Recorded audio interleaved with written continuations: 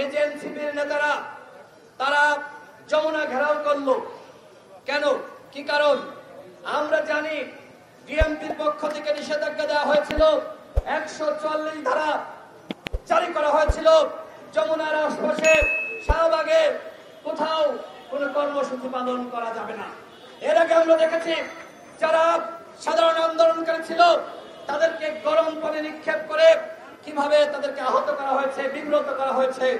আমরা এই ধরনের ঘটনাগুলো দেখেছি।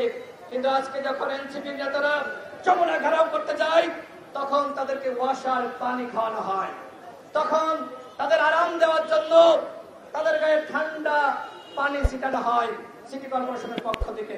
এই যে সরকারের দ্বিচারিতা, এই জায়গায় আমার প্রশ্ন হয় যে আসলে কি এই আন্দোলন সরকার চাপে পড়ে করাচ্ছে নাকি স্বতঃস্ফূর্ত ভাবে আন্দোলন তৈরি হয়েছে?